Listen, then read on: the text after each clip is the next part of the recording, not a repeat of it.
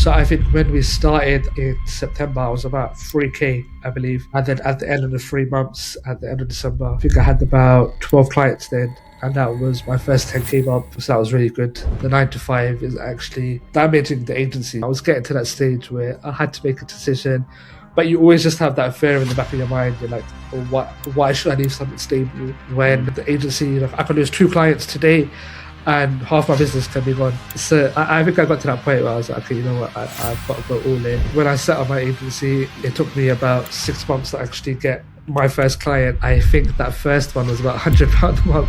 So to me, then it was like, okay, you know what, it's something. So over the next sort of 6 months, I think I got to a point where I had about 6 clients. I was charging about 300 to 450 a month because I knew that if I put this in every day, build those gradual habits, it will pay off. I had so many leads that I had to say no to because I didn't have time, capacity. Suddenly I was saying yes to them. Clients were happy because I was able to jump on a call straight away. I was able to do a shoot on weekdays, which was convenient for them. Now, where I have a lot more time, the little ones are more settled in the routine, I can actually then take it up to the next level and scale once again. And positioning myself as an agency versus a freelancer has definitely given more of a premium feel and premium value to my clients. I wanted to start an agency because I wanted to have a bit more freedom, and that's where I came across the man and kind of, what he was offering, and it highlighted a lot of the problems I had. And with his experience, I think we worked very well together over the 3 months. All right, so today I'm joined here with Faizal, who was one of the very early students in the program. It's been like a year and a half now. Um, you had a very unique story, in the sense where you were working a job before you joined. You found me through LinkedIn, which Yeah. was weird because I only started posting for that week only. You reached out, we started working, and I never posted there again or until like a 6, 8 months after. And the job you're working, you eventually quit that whilst we were working together, and then you went full scale with your agency, which was Yeah. music to my ears. But more so, I wonder how it would be great to share that experience with everyone else. But yeah, if you can just give everyone watching a quick rundown who you are, what you do today, and yeah, we'll take it from there. Amazing. Thank you so much. Yeah, my name is Faisal. I run my agency, Barakah Branding. So we provide organic social media marketing, mostly for faith-based organizations such as Muslim charities, Muslim organizations who want marketing without, music and things that are a bit more faith-aligned. So previously, before that, I've actually been working as a social media manager since 2019. So I was at a charity for 4.5 years, who are now actually one of my clients, alhamdulillah, through the business. And then I was at another organization for 6 months, where, as Naman mentioned, it was in that period where the agency was growing and I was kind of stuck between the two. And I made that decision to switch over full time, but I can go a bit deeper into that later on. So yeah, I've had that, social media background, that agency background for a long time. And I think I wanted to start an agency because I wanted to have a bit more freedom. And I was, at that time, it was a bit of a trend as well on social media. Everyone was setting up agencies and you're seeing people making 10, 20, 30K easily. And I already had the skills. It was what I was doing day to day in my 9 to 5, editing, creating content, creating ideas. It was nothing alien to me. So I think it was just about taking those skills and transitioning it more to a business model, which isn't as easy as it sounds, because many people find themselves working within the business rather than on the business. And I think very shortly after that, I found myself, as many freelancers do, suddenly stuck under piles and piles of work. Um, the thing that you turn towards for freedom actually becomes the thing that takes away your freedom. And that's where I came across Norman and kind of what he was offering. We had a conversation. A lot of what he said felt like it was speaking directly to me, and it highlighted a lot of the problems I had. And with his experience and his expertise and guidance, I think we worked very well together over the 3 months. And yeah, it's been a year on from that, and still reaping those rewards. Yeah, wow. What an intro, man. So many points that I really want to dive into there because I think there's so much value Mm. that a lot of other videographers and agency owners can take from your particular story, which I find so inspiring and so motivational for me, to say the least. But let's take it. Let's start it from the beginning, man. So obviously you were working a full-time job, Yeah. which was aligned with your strengths as a social media manager back then. Um, and to my knowledge, you were running a side hustle for your own business, for your own gig at the time, and you had about like five, six, maybe seven clients Mhm. on top of your 9 to 5. How the hell did you accumulate to that number? What were you charging? Like, how was life for you at the time trying to balance the two? Of course, yeah. I think when I set up my agency in July 2020, was it 3 or 2? 2023 now. So it's just almost been 3 years. It took me about 6 months to actually get my first client. Mm, And my first client was actually for a friend. His uncle owned a burger shop, and I think that first one was about £100 a month. So to shut me, up. then it was like, okay, you know what? It's something better than Yeah. nothing. It gets me off the ground. So I remember I was like driving an hour and a half. So I'm currently in just outside West London. I was driving an hour and a half through the A406 traffic to Ilford to shoot at this burger shop twice a month. And I was literally, getting paid £100. And I guess at Wow. that point, a lot of people say, work for free, build your portfolio. Even though I had a strong portfolio working as a social media manager already for many years, I have lots of great numbers behind me. There wasn't really that variety. So for me, it was just like, getting some content out, getting someone on the portfolio. So that was the burger shop. And then from there, it kind of really took off as we approached sort of Ramadan was coming up. A lot of Muslim charities organization wanted to get their marketing done, and a lot of that success actually came through LinkedIn. Mm, So on LinkedIn, I've always kind of been semi-active, and I decided this is my time to kind of build a bit more of a personal brand. So I was posting on LinkedIn about the burger shop, kind of sharing tips and tricks, tips and advice. And I ask people questions like, drop your business below and I'll give you 20 free content ideas. mm, And this is kind of before ChatGPT really took off. So it's yeah. actually organic. So people will comment and then they'll send like their a buyer business and then I'll DM them on LinkedIn and say XYZ, let's do these ideas. So So it that was like a lead magnet at that time. yeah, kind of, and Mm, that really helped to build that traction on LinkedIn. So over the next sort of 6 months, I think I got to a point where I had about six clients. I was charging about 300 to 450 a month for those clients. I think I was on about 2.2k on top of my 9 to 5. So at that point, it was kind of manageable mm, because you're in that initial excitement, you're building, you're seeing that growth, and you're happy to sacrifice. And there were days where I do my 9 to 5, and I think this is what really helped me to get successful was the consistency. I think every single day for over a year, I did yeah. five, like 8 or 5 to 9 um, every day. Even if I didn't have the clients, that 5 to 8, I was building a personal brand. When I had clients, 5 to 8, I was doing client work. So every single evening, Mm, I was doing something. I generally didn't take any days off because I knew that if I wow. put this in every day, build those gradual habits, it will pay off. Mm, And I think that's what then got me to get those initial clients. And I was managing those clients, but again, it's not sustainable. You're yeah. exhausted from working. You obviously have like a wife, you've got family, you've got friends, you've got commitments, and I slowly just felt it like weighing on me. And Yeah. I think I got to that point where many people get to where it's just that burnout and that initial joy becomes into like not a regret, but just like you're grateful for being in that position. You're so Mm, thankful for being in that position, but then you're also just like buried under it and trapped, and you feel this weight of responsibility on your shoulders. Um, so that initial like energy and excitement turned to like kind of wanting to avoid it. You know, in your nine to Mm. five, I wasn't looking forward to the evening, and I was like, okay, I've already got X, Y, Z to do, this to do, that to do. Um, and then obviously when you're in a nine to five, you can't do your shoots during the weekdays. Everything has to be on the weekdays, and then Yeah. so everything has to be on the weekends, and then the weekends get taken over. So it feels like all you were doing was work, sleep, eat, and repeat. Yeah, Wow. Wow.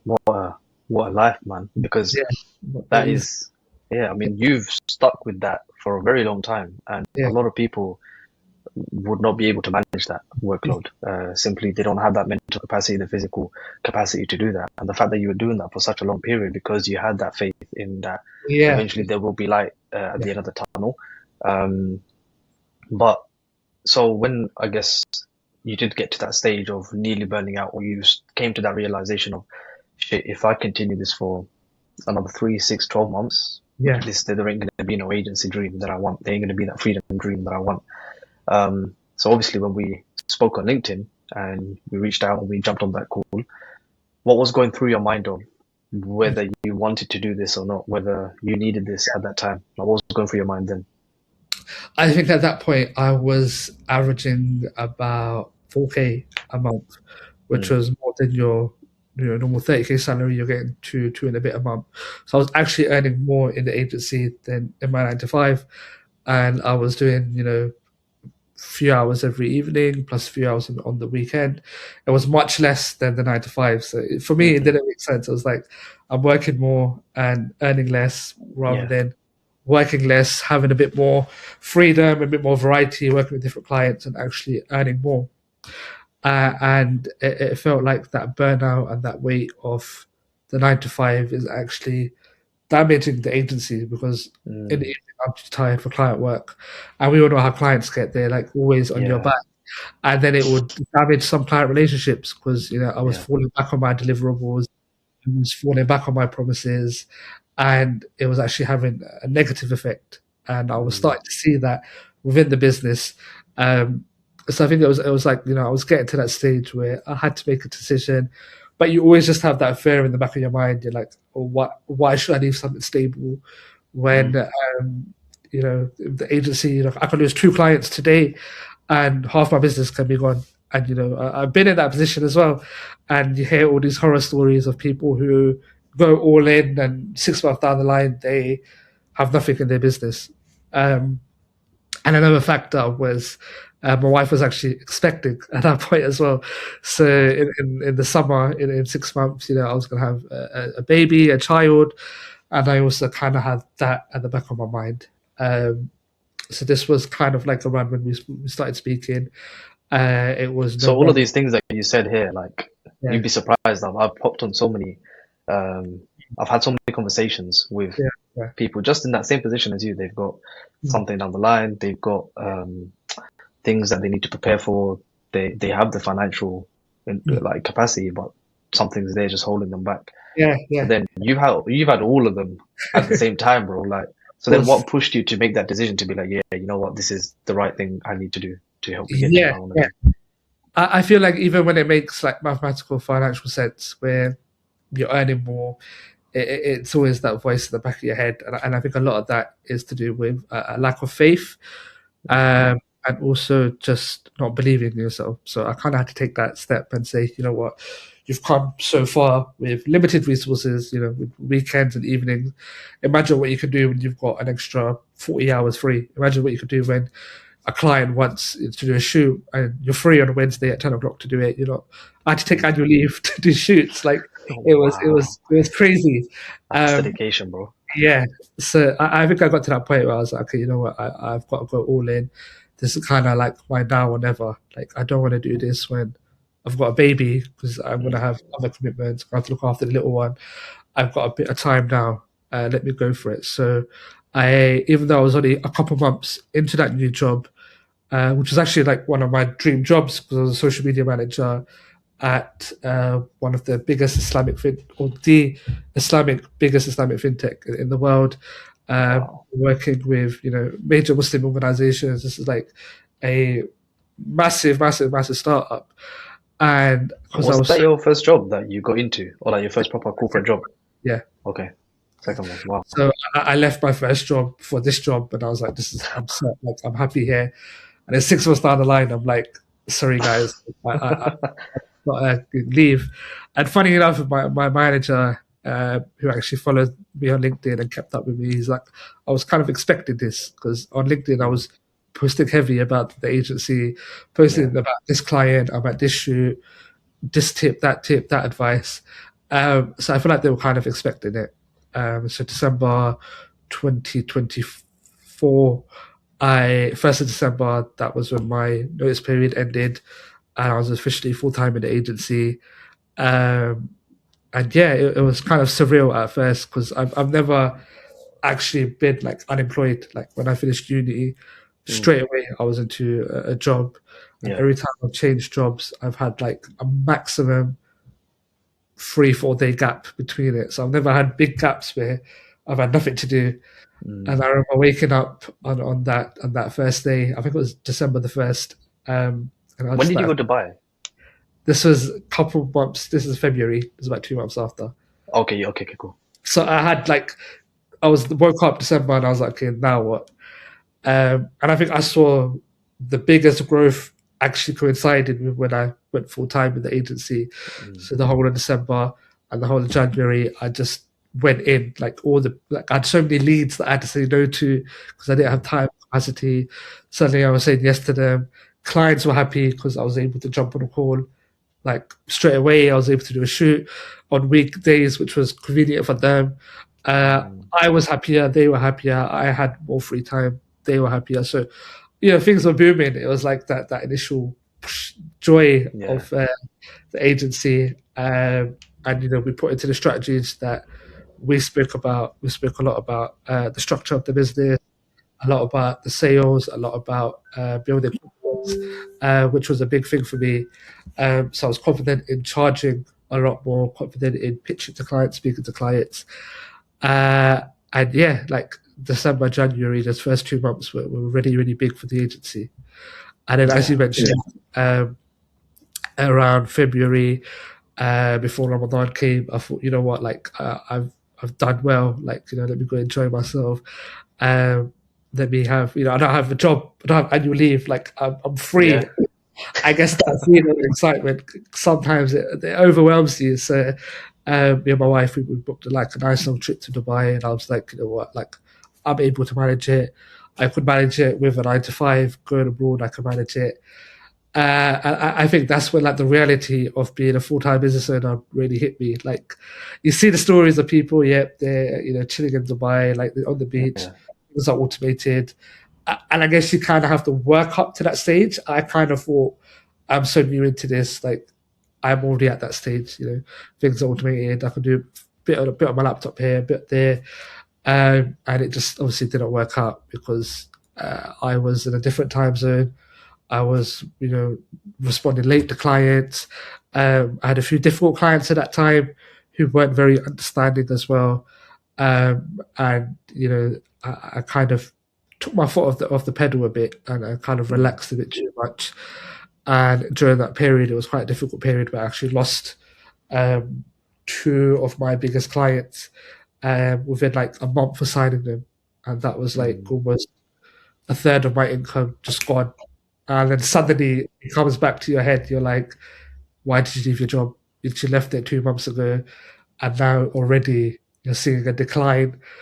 And then that fear clicks in where like, okay, you're going to see more decline, more decline.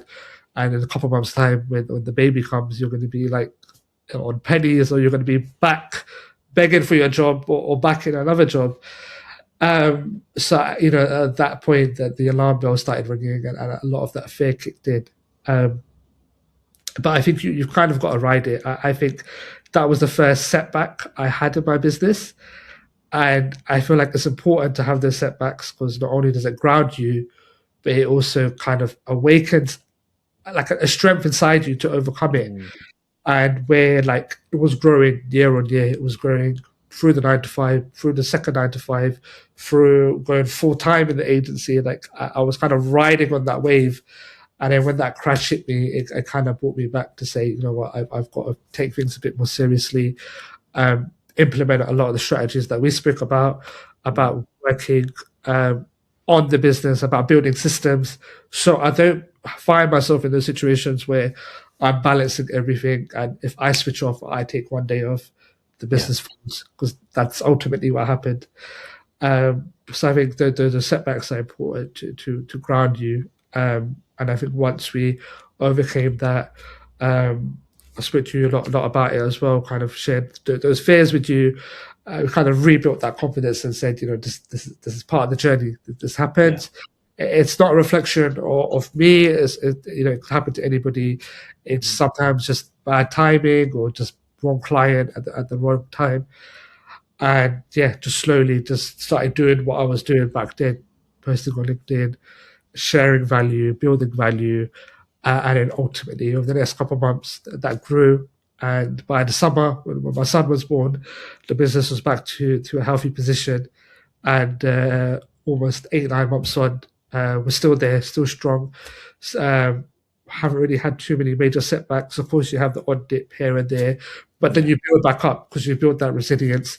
You've mm, built that understanding of what to do when things feel like they're going wrong, and how to bring things back onto the right path. yeah. Oh wow.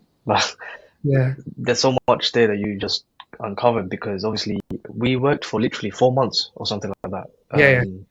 4 months, and this was between, was it just after the summer, September to the December, or Yeah, I think it was about September till December, just after I went full yeah, time.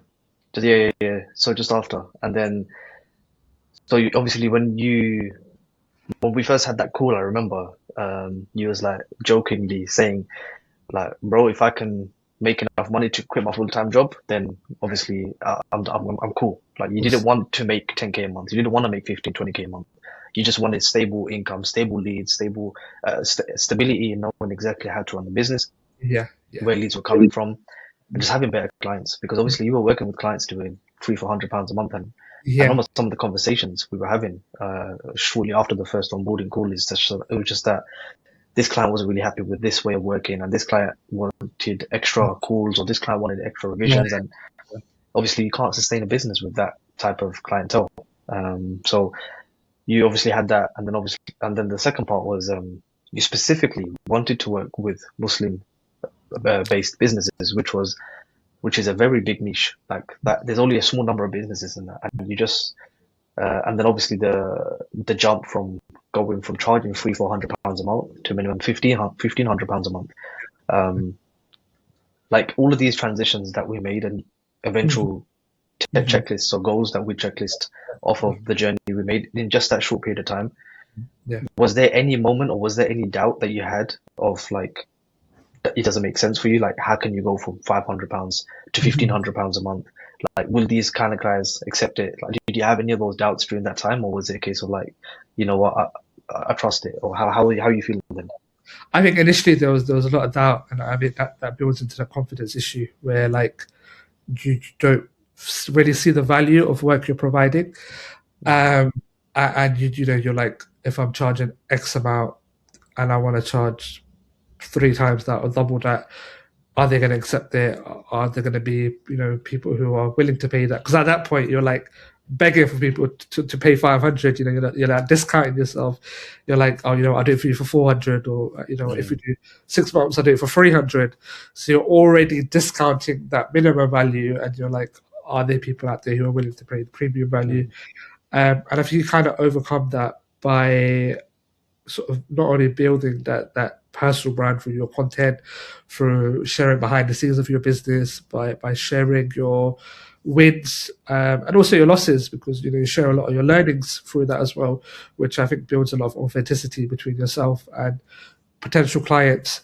um, I think you do get to that point where, alongside, like we did some of the worksheets we did, we had our regular coaching meetings every month where we spoke about um, changing my offer, building that offer. How can we build more value into that offer so clients see more value when I initially pitched to them? How do we change like our wording when it comes to the pitching? mm, I think small tweaks like that definitely help to build the confidence. I like the objections. how do we deal with objections. I think small things like that, yeah, it definitely gets you to a point where you're more confident in charging that, and you actually see yourself um, fulfilling that value, and actually you get to a point where you're like, even this is too little. Like I'm actually doing more than even this value, Mm. which kind of then takes you on to the next price point.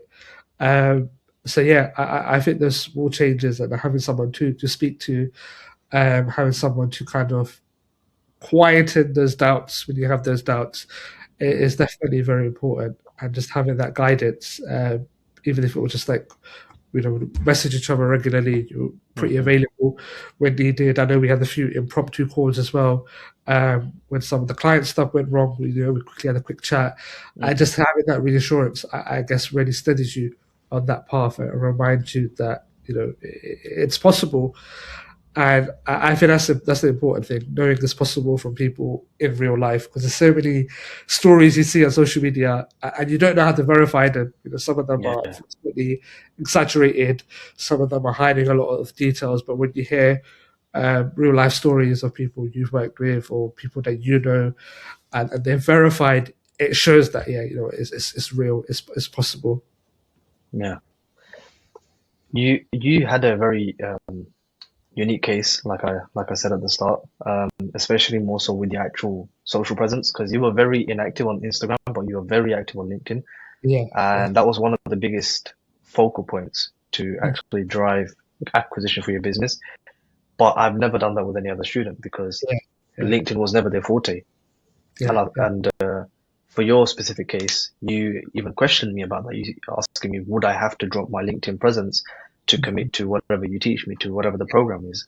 Uh, and of course, like with most one-to-ones, it's all tailored. So yeah, once I kind of figured out that was your strong focal point, and that it was just a case of how can we utilize that in the best way possible. Because yeah, yeah, you were active on it, yeah, you were posting regularly, but the messaging, the intention yeah, behind it, the actual call to actions, they weren't optimized for leads. They were just yeah, optimized to likes and optimized for yeah, shares, not by your ICP, not by people who actually read it and want to pay you and want to know more about how you can help them.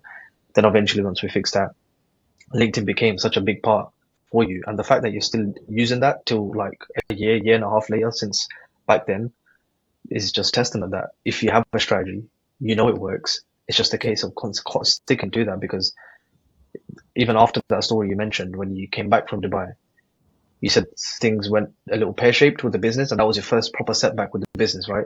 Exactly. Yeah. So how did you rebuild it back to the position you mentioned where it was healthy again? And if it was like, let's say, let's do like a comparison of the two. If it was you, like when you were working at 9 to 5 and trying to build the 5 to 8, compared to the version of you that rebuilt it again, what Yeah. would the key differences? I think the major difference is if that happened a year earlier when I was in my 9 to 5, I would have most likely just said, yeah, you know what, this is long. Like, I would have just stuck to my 9 to 5 and just been happy with that. I would have not, I think, had the belief Mm, um, that it's possible to overcome, or that, you know, it was a very limited mindset. And I think you're kind of conditioned into that, where you kind of don't have that belief. You don't see that there's a wider pool of clients or wider pool of opportunities. And if I had that setback then, yeah, I would have just said to myself, you know what, it's not working out.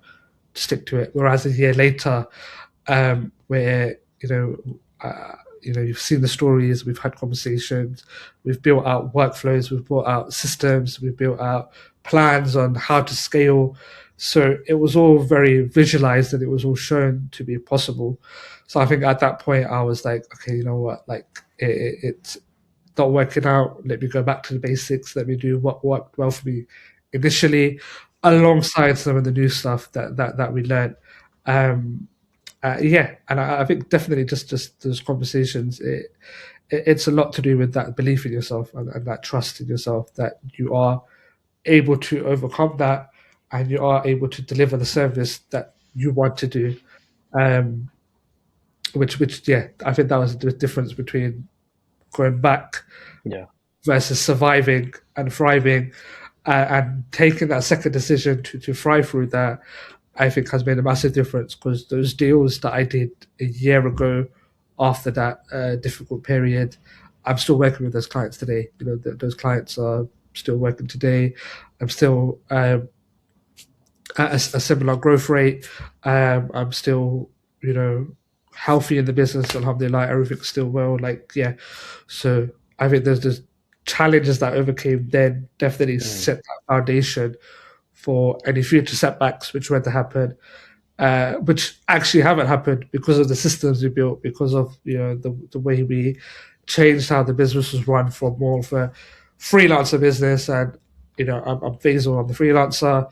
Work with me versus this is Baraka Branding, this is our agency, mm, we provide X, Y, Z, and so on. So I think that shift in approach definitely made a difference. And I think it's something in progress as well. It's something you don't really finalize. It's always something you are adjusting and tweaking as it goes. As you learn new mm. things, as you work with new clients, as you open up new packages. It's something you're constantly tweaking to kind of maximize and get the best out of your business. Yeah, but yeah, very well said, man. Very well said. Um, let's go for a quick snapshot of what your clientels look like when we hit the 10K month, Yeah. within the 3 months of working together, um, to how your clientele look now, and where your business is now. So I think when we started in September, I was about 3K, I believe. Yeah, Uh, and then at the end of the 3 months, at the end of December, alhamdulillah, I think I had about 12 clients then. And that was my first 10K month. So that was really good. And then after the dip, just because of the clients changing and maybe me not doing the best myself that I could have done in the business, I think we went down to about 4K for a couple of months. Um, and then close to about June time last year, picked it up to 8K, and we've been pretty much at that since. Obviously, I had a few clients come and go, mm, also more clients come in. And I think the major difference is I've actually got less number of clients. So I think when I had that 8K, it was like 10 or 12 clients. So again, somewhere at a lower price point. okay, Now I've got eight at the 8K. So some are obviously at a bit of a higher, some yeah, still at a lower one, who I've been working for a long time. But obviously now the workload is a lot more manageable as well. But it's still a position where I still want to do a bit of tweaking, a bit of yeah, growth. I think also just having the baby as well, and having the little one also, kind of put things on pause a bit for myself. But because of what we built, it didn't lead to that dip that I saw last yeah, year. I was able to keep things steady through paternity, through being a lot more busier, not having as much free time as I wish I had. mm, To be able to keep it steady and not have that setback is major because it keeps me at that foundation where now where I have a lot more time, the little ones are more settled in the routine. I can actually then take it up to the next level and scale yeah. once again, as I did before. Yeah, and I've What got was the, the systems already built in place that we discussed even yeah, from then, and those plans. So the idea to scale is already set. Yeah, yeah, beautiful, man. yeah. Your after you kind of went through that dip, and you rebuilt it back up again, Yeah. um, what kind of clients are you working with now? Is it the same clients back then, or is it different, like say different niche? I'd say it's pretty much 80% are still the same clients. Hmm. So a couple of charities, a couple of startups, and there are a few new clients. And again, as you mentioned, they have all pretty much come through LinkedIn. Um, I think 90% have LinkedIn through the content strategy. Even when I've kind of been a bit slow on the content, there's still a regular flow of leads, regular messages coming through, lots of conversations happening. So yeah, that's been a major key for me.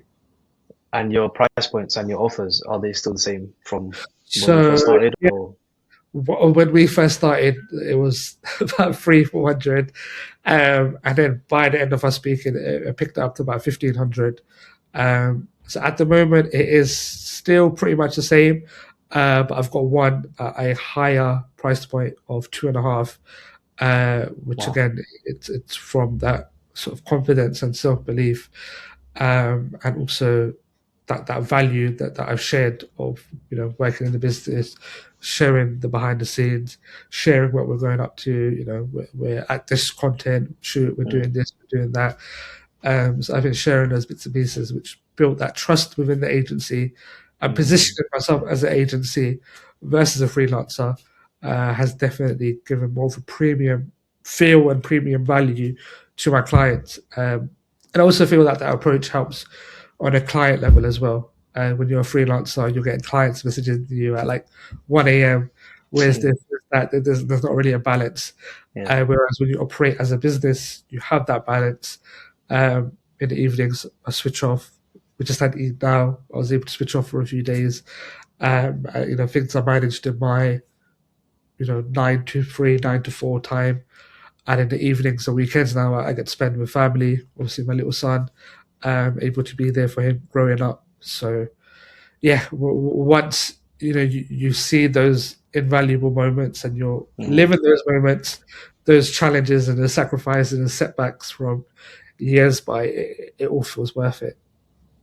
That's beautiful, man. You answered that question I was going to get to next of like, what does your typical work week look like now? And 9 to 3, 9 to 4, and then you're relaxed for the evening, Yeah, at peace with, all right, cool, I've done everything for the business, clients are happy, staff are cool. yeah, And then now you're obviously now able to witness the beautiful journey of your little son and yeah, be present as a father, man, because yeah, obviously me as a father, I know how important it is for us yeah, to want to be so attached and want to want to experience those little moments because yeah, we ain't gonna get it back again, bro. yeah, exactly. The Yeah, fact that you've built the business to actually able you to accommodate that, because if you took the complete opposite scenario, if you were in your 9 to 5, by the time you get home, your little one's already asleep, or you've yeah, only got a few hours to catch up with him, and then obviously your weekends would be trying to catch up mentally of how the week was, yeah. how stressful the week must have been, and then you're there but you're not there kind of thing. Yeah. Um, but I yeah, can't alhamdulillah. imagine like not living the life that I'm living now, and like not being present in those moments, not having those opportunities. And even when it comes to like family things, just that freedom to drop everything and go be there for a family member or go support someone in need, just having that freedom and that time Mm, is invaluable. And like it's a result of a lot of hard work, and I think that's what people yeah. mistake. People think that it's easy to get there. It's a couple of months of a grind and suddenly everything's passive and you're chilling. And maybe that was my initial thought. But Mm, whereas it's a lot of hard work that goes into it behind the scenes. People don't see the long days, the very difficult nights, the clients, the meetings, the traveling, and then it leads you to a position where you can kind of take a bit of a step back. You've got people supporting, you've got a system that works, mm. you've got a relationship that works, and then that gives you freedom back for your evenings and your weekends, and yeah, just to be there. Amazing, man. Amazing. Alhamdulillah. I'm so happy for you, bro. Honestly. If like, someone's watching this and they're in the exact same position as you with like a full-time job, Yeah, they hate it or, maybe they don't see themselves in it long enough, and they do have aspirations to jump into content as a videographer or an agency owner. Um, what's the one thing that you would tell them, or like the one piece of advice? Because you've been there, down that, you've had the dream, quit job moment and went full in hmm with your agency. I would say not to have fear. I feel like a lot of the fear is that it's a saturated market. There's already hundreds, if not thousands, of people doing the same, and you kind of feel like, where will I leave my mark? I think Mm, everyone has something individual to offer. Everyone has something different to offer, and your individuality is what sells you. I found that my clients, don't work with me because I'm Baraka Branding. They work with me because I'm Faisal. I have my own personality. We have our own relationship. They have their own trust in me and who I am as a person and how I'm perceived and how I come across in person. So I think don't fear that it's a saturated market. Take that leap. There's space for you. There's so many opportunities out there that are untapped. So many opportunities that people haven't even looked into, and you'll be able to find your place there.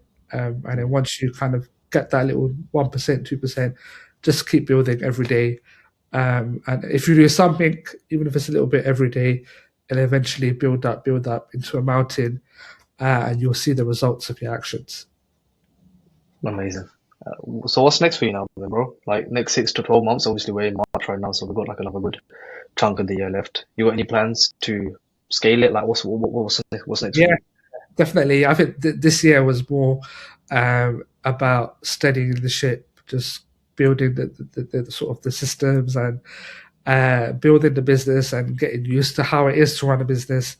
Mm, And now that my son is born, he's got his own routine, he's built a system.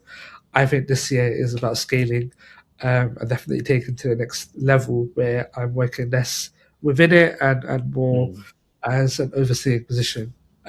So, for example, hiring like more editors, hiring a social media manager to overtake like day-to-day systems, maybe an accounts manager who runs day-to-day operations, shoots and mm. stuff, and just freeing up my time a lot Yeah, more, and that would then give me opportunity to do a bit more of the sort of the sales side, bit more of my own personal content, um, and yeah, definitely take it to the next level, inshallah. I think I think a lot of inshallah. people sometimes make the mistake of doing that too early, Mm. and you haven't built the initial foundations. So it's important to build those foundations first, kind of do the dirty work a bit yourself, and then you can offload it and oversee it better.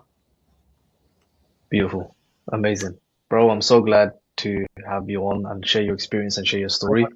My It's been pleasure. a pleasure working with you as one of the early members in the program. I can't wait to see how many more businesses you help, bro, and how much more you scale and where you take this new chapter of your agency and yourself into. So amazing. Hopefully, everyone can take a few lessons from this story. I'll put your tags in the caption as well. I'm sure you'll probably get like loads of people messaging you about like, hey, how was it to quit their job and all that stuff. But Yeah, yeah, bro, it's been a pleasure. And thank yeah, you very okay, much. I guess I'll be watching your story from afar now. Perfect. No, thank you so much. My pleasure. It was great speaking to you.